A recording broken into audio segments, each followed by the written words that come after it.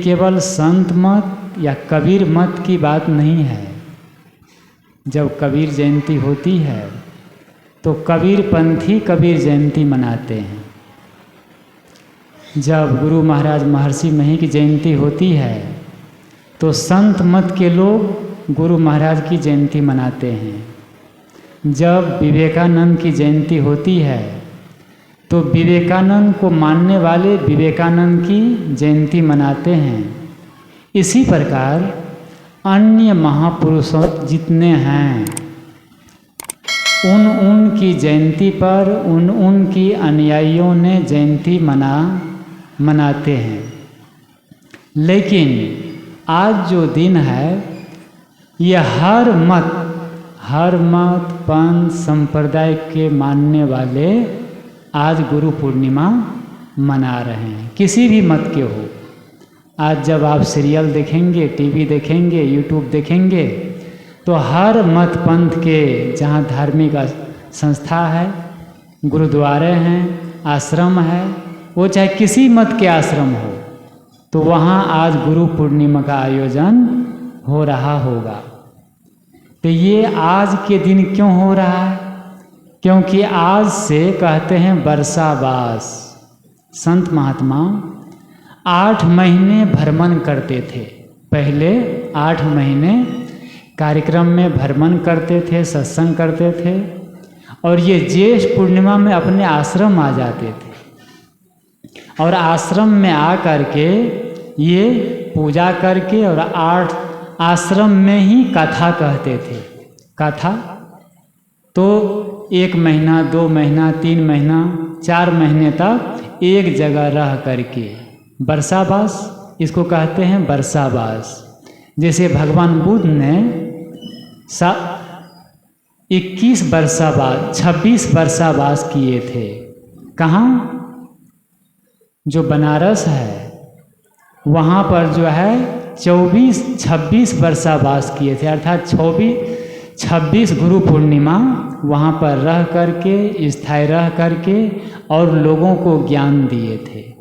तो आज से ये ज्येष्ठ पूर्णिमा को गुरु पूर्णिमा माना जाता है और इससे जुड़ा हुआ है वेद व्यास।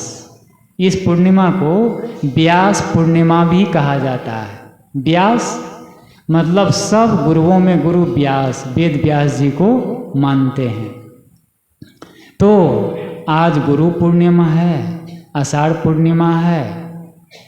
यहाँ से एक भक्ति की धारा, एक शांति की धारा, एक कल्याण के लिए, मोक्ष के लिए ये गुरु पूर्णिमा को मोक्ष का द्वार कहा जाता है। भक्ति मतलब साल भर में आप गुरु के पास नहीं गए तो कोई बात नहीं।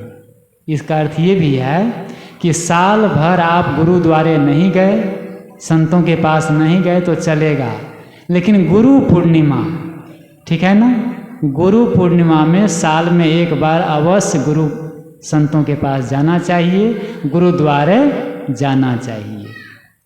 क्यों जाना चाहिए? कल्याण के लिए, शांति के लिए, मोक्ष के लिए, निर्वाण के लिए, अपने मन के बंधन को काटने के लिए। कहाँ जाना चाहिए? गुरुद्वारे, आश्रम में। तो ये आज से जो है एक भक्ति की धारा, ज्ञान की धारा, शांति की धारा कि ये बहती है हमारे देश में और भक्ति का चिन्ह है ये गुरु पूर्णिमा। तो गुरु पूर्णिमा का अर्थ है कि गुरु के पास गए और गुरु के पास जा कर के विनयावनत हो करके जो वे बातें कहते हैं, गुरु का मन, गुरु का वचन, गुरु के उपदेश, गुरु का शरीर सब पवित्र है। मन पवित्र है, तन पवित्र है, वचन पवित्र है और वे पवित्र ज्ञान की रहनी हमें बताते हैं, मुक्ति की बातें बताते हैं, शांति की बातें बताते हैं। तो गुरु पूर्णिमा का अर्थ है कि हम भी अपने मन को, वचन को, तन को, वाणी को, आचरण को, व्यवहार को पवित्र बनाएं। असली आध्यात्मिक अर्थ है गुरु पूर्णिमा का मन का तृप्त हो जाना, मन का संतुष्ट हो जाना, मन का पूरा हो जाना, यही गुरु पूर्णिमा है। आध्यात्मिक अर्थ मन पूरा हो गया, मन में पूरा आ जाए। पूर्ण मतलब मन पूरा, मन संतुष्ट हो गया। अब कोई इच्छा नहीं, कोई कामना नहीं, कोई चाहना नहीं, कोई अभाव नहीं। एकदम मन कैसा है? मन भरा भरा, मन संतुष्ट, मन खुश, मन प्रसन्न। तब समझिए कि हमें गुरु पूर्णिमा मनाना, गुरु के पास जाना और भक्ति का फल हमें मिल रहा है। तो गुरु के मन वचन कर्म सब पवित्र है। वे पवित्र रहनी में हैं और पवित्र रहने की बातें, जीवन की बातें बताते हैं। इस संसार में दो मार्ग है। एक मार्ग है संसार का मार्ग और दूसरा मार्ग है संन्यास का मार्ग। एक मार्ग है भोग का मार्ग और दूसरा मार्ग है योग का मार्ग। लेकिन संन्यास का ओर सुख की ओर ले जाता है। भोगों का मार्ग हमें दुख की ओर ले जाता है, लेकिन योग का मार्ग हमें सुख की ओर ले जाता है। तो इसीलिए कहते हैं कि योग क्या है? योग है चित्तवृत्ति का निरोध हो जाना। योगस चित्तवृत्ति निरोधा।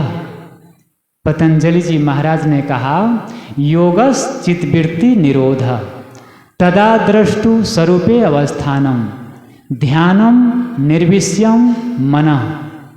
ये योग की परिभाषा है। योगस चित्तवृत्ति निरोधा। वृत्ति कहते हैं चंचल मन को। चंचल वृत्तियाँ क्या है? चारों तरफ बिखरी हुई है। हमारे मन की वृत्तियाँ बिखरी हुई है और जब तक मन की वृत्तियाँ बिखरी हुई है, हम अशांत है, टेंशन में हैं, तब तक नींद नहीं आएगी, तब तक शांति नहीं मिलेगी। तो ऋषि कहते हैं यहाँ योगस चित्तवृत्ति निरोधा। अपनी चित्तवृत्ति का निरोध कर देना, शांत कर देना, छोड़ देना। जब हम दिन भर काम करते हैं, शहर जाते हैं, ऑफिस जाते हैं, दफ्तर जाते हैं, मार्केट जाते हैं, दुकान जाते हैं और जब रात में घर में आते हैं तो कैसा लगता है? खोया खोया।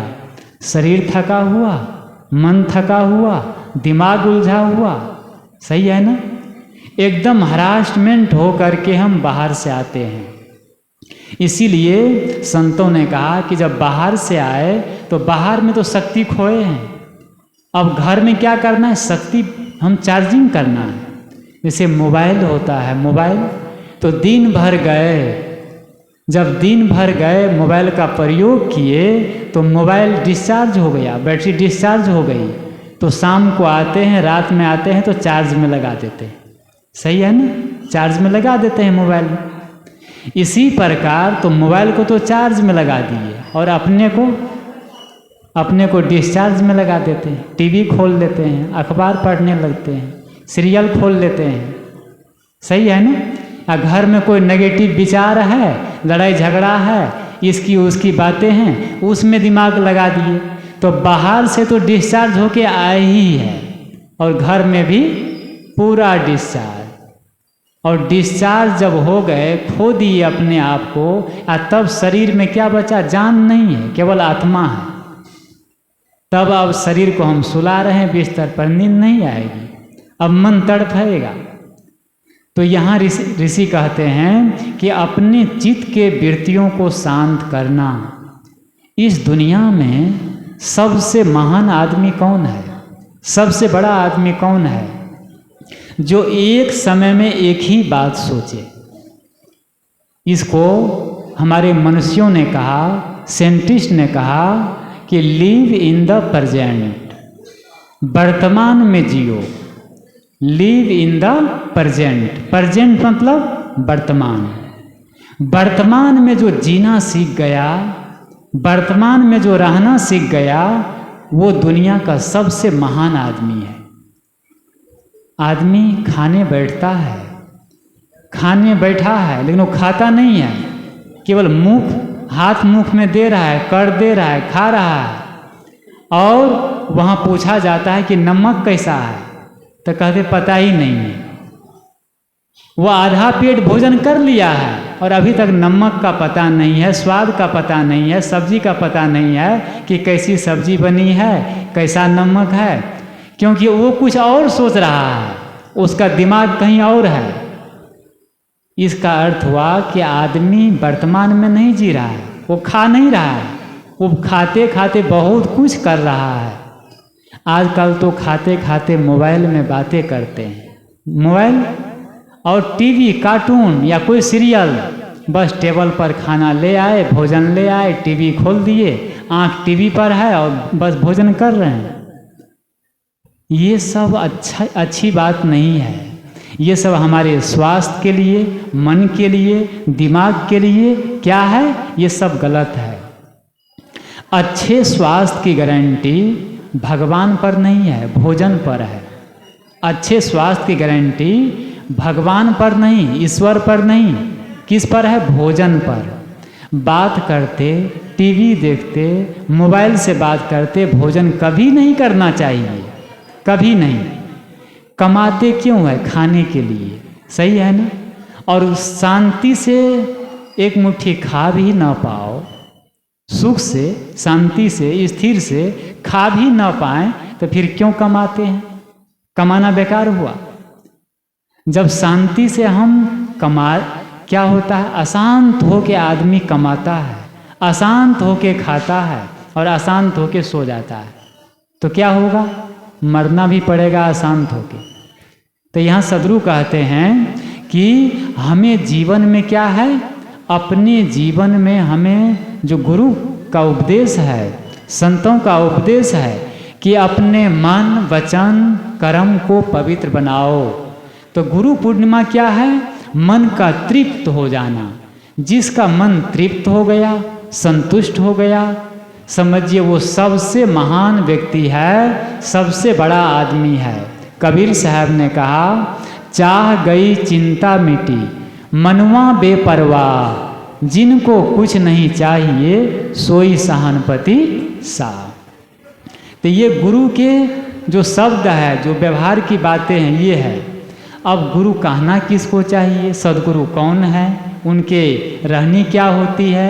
कबीर साहब ने कहा, गुरु गोविंद निज थीर पद, डोले कितहूँ नाय, आप सुखी दूसर सुखी, सदगुरु कहिए ताय। सदगुरु किससे कहना चाहिए, किनके मन वचन कर्म पवित्र होते हैं, किनके पास जाके हमें बंदगी करना चाहिए, आरती करना चाहिए, पूजा करना चाहिए और आशीर्वाद मांगना चाहिए। तो कबीर साहब कहते हैं, गुरु गोविंद निज थीर पद। गुरु कौन होते हैं, गुरु गोविंद है। गोविंद का अर्थ क्या है, गोविंद कहते हैं भगवान को, ईश्वर को। गुरु गोविंद दोनों खड़े काके लागू पाँव, और बलिहारी गुरु आपने जो गोविंद दियो लखा है। तो यहाँ भी वही बात कहते हैं सदगुरु कि गुरु गोविंद निज थीर पद। गुरु भगवान है, ईश्वर है, और थीर पद निज में अपनी आत्मा में संतुष्ट है। थीर पद, डोले कितहूँ नाय। डोले का अर्थ है कहीं चंचल नहीं होते, कहीं आसक्त नहीं होते, कहीं विचलित नहीं होते।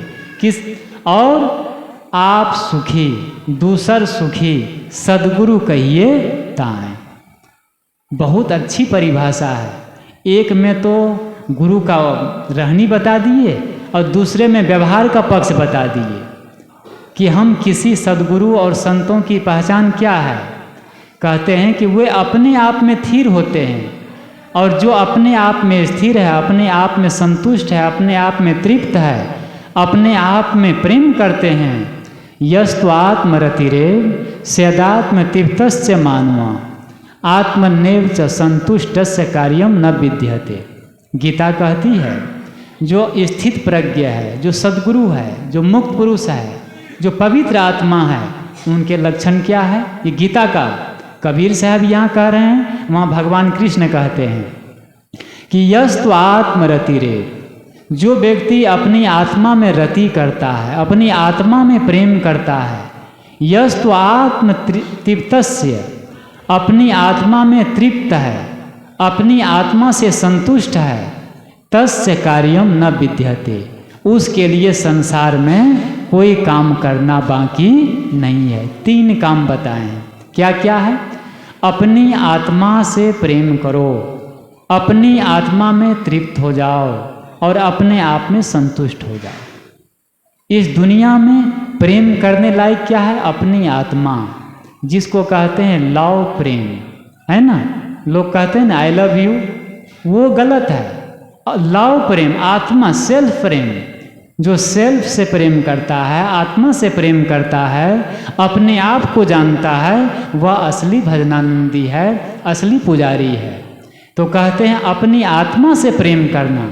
जो व्यक्ति अपनी आत्मा से प्रेम करेगा वो किसी आत्मा से नफरत नहीं करेगा, वो किसी को दुख नहीं देगा, उनके मुख से कभी गाली नहीं निकलेगी, वो कभी गलत नहीं सोच सकता। तो यहाँ सदगुरु कबीर साहब कहते हैं गुरु गोविंद निज थीर पद, वे गोविंद के समान, भगवान के समान है और अपनी आत्मा में, अपने निज पद में, स्वरूप स्थिति में थीर है और डोले कितहु नाय, अपने आचरण से, अपने कर्मों से, अपनी साधना से, अपनी भक्ति से वे विचलित नहीं होते। चाहे जो भी परिस्थिति आ जाए वो डिगते नहीं है। समस्या आएगी, तूफान आएगा, लेकिन हिलना मत। क्या कहते हैं? तूफान तो आएगा, आंधी आएगी, लेकिन जो हिलता नहीं है उससे कहते हैं मुक्त पुरुष, उससे कहते हैं संत। वो चाहे जहां भी हो। जहाजों से कहते हैं कि तूफानों से जो टक्कर ले उससे इंसान कहते हैं, और जो तूफानों से टक्कर ले उससे भगवान कहते हैं। तो जो तूफान है, समस्याएं हैं, दुख है, तकलीफ है और बहुत उलझन है, लेकिन उसमें विचलित न होना।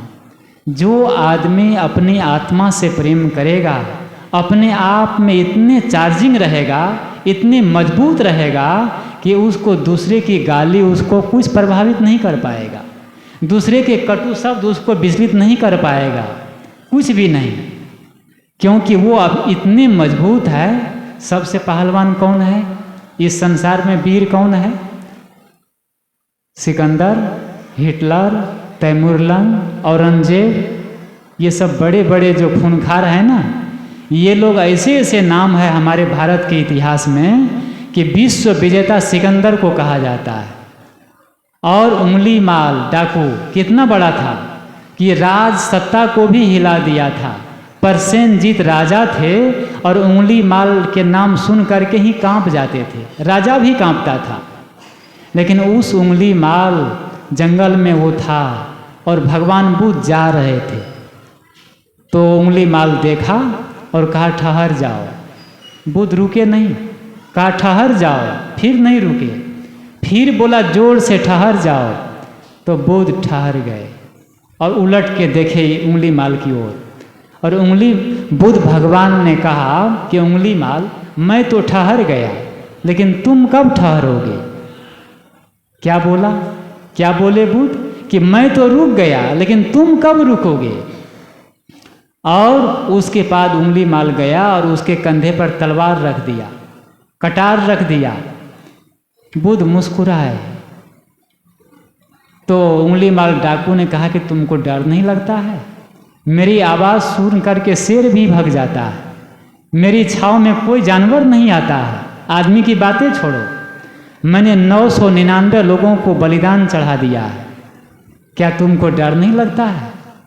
बुद्ध ने कहा तुम तो मानव हो, तुमसे मुझे क्या डर लगेगा? उंगली माल ने कहा मैं मानव नहीं हूँ, मैं आदि मानव हूँ। बुद्ध ने कहा तुम आदि मानव नहीं हो, तुम मेरे जैसे मानव हो, तुम बहुत अच्छे लग रहे हो। और वहाँ पर जो बातचीत होती है और जो उंगली माल इतना खूंखार डाकू और 5-7 मिनट की जो प्रवचन सुनते हैं उंगली बुद्ध भगवान की, और जो तलवार, जो कटार भगवान बुद्ध के सिर पर था वो पांव पर गिर जाता है, नीचे गिर जाता है, और उंगली माल फूट फूट के रोने लगता है और नीचे झुक जाता है। वीर कौन है? उंगली माल है कि बुद्ध है? जो दूसरों को जीते वो वीर, और जो अपने को जीते वो महावीर। जो दूसरों को मारे वो वीर, और जो अपने को मारे वो महावीर। जो दूसरों की समीक्षा करे वो वीर, और जो अपनी समीक्षा करे वो महावीर। जो दूसरों को देखे वो वीर, और जो अपने को देखे वो महावीर। हम लोग का नंबर किस में है? अपने लोग का नंबर किस में है? हम वीर बनना चाहते हैं कि महावीर बनना चाहते हैं? महावीर बनना चाहते हैं। देखो कुछ ओंट आई है ना देवी की ओर से। सब महावीर बनना चाहते हैं, सबरी बनना चाहती है। तो क्या करना पड़ेगा? आज से दूसरों को देखना छोड़ो, दूसरों की समीक्षा करना छोड़ें, दूसरों की आलोचना करना छोड़ें। गुरु यही बताते हैं। और जितना आदमी दूसरे को देखता है उतना उस आदमी को गुस्सा ज़्यादा आता है। गुस्सा क्रोध का कारण है दूसरों को देखना। दूसरों को देखने का अर्थ है दूसरों की गलती देखना, दूसरे की बुराई देखना, दूसरे की आलोचना करना।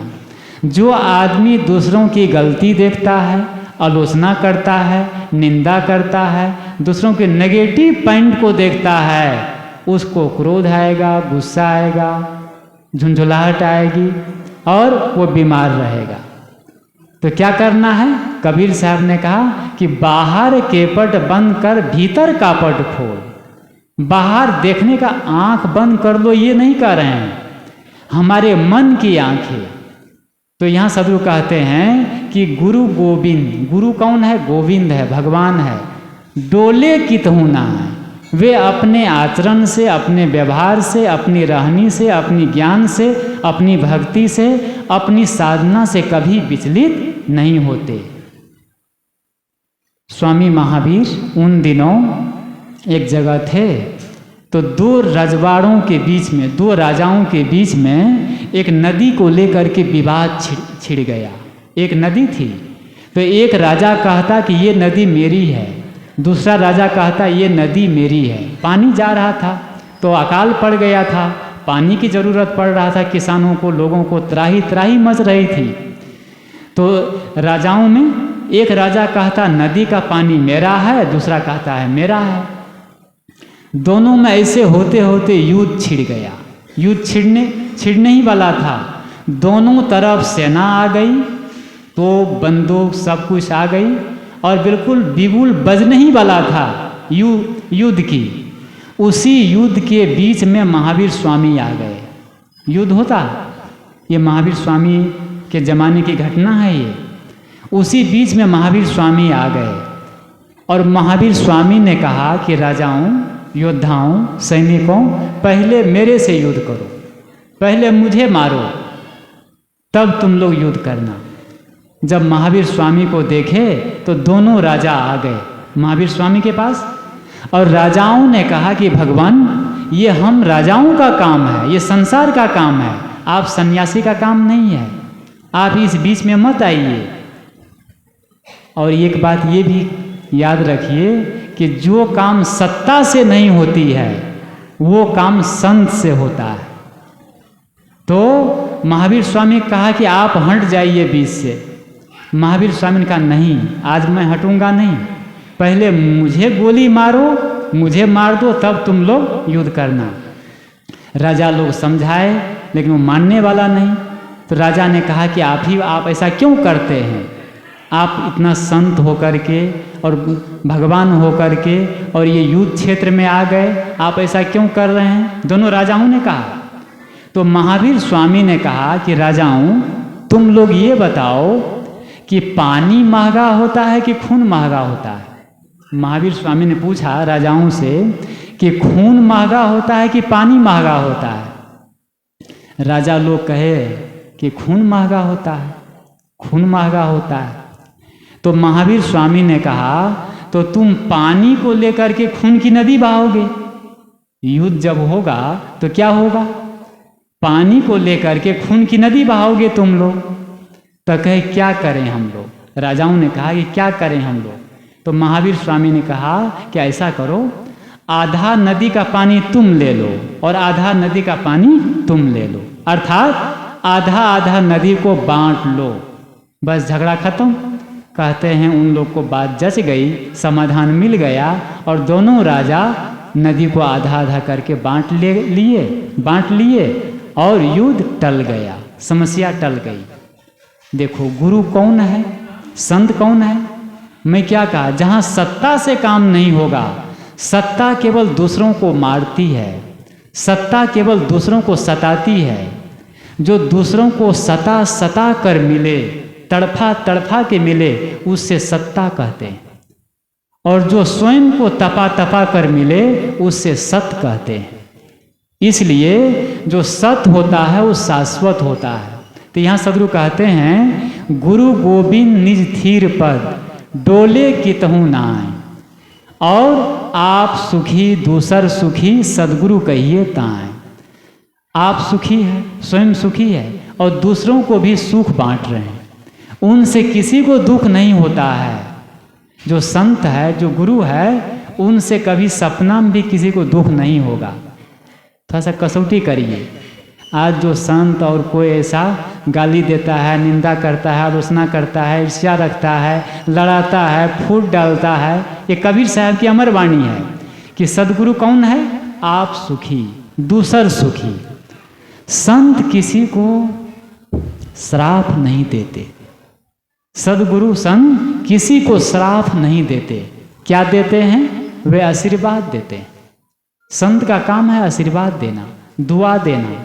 गुरु का काम है दुआ देना, आशीर्वाद देना, श्राप देना नहीं। जो श्राप दे रहा हो, जो गाली दे रहा हो, जो ईर्ष्या छल कपट कर रहा हो, वो संत हो सकते हैं? ये कसौटी है, कबीर साहब की वाणी है। तो हम सबको चाहिए कि कबीर साहब ने कहा, जहाँ धीर गंभीर अति निश्चल तहाँ उठी मिलहूँ कबीरा। जहाँ धीर है, गंभीर है, शांत आत्मा है, वहाँ पर उठ करके मिलो, पूजा करो, बंदगी करो, तो वहाँ से तुम्हें आध्यात्मिक रोशनी मिलेगी, ज्ञान मिलेगा या कुछ अपना पॉजिटिव एनर्जी मिलेगी।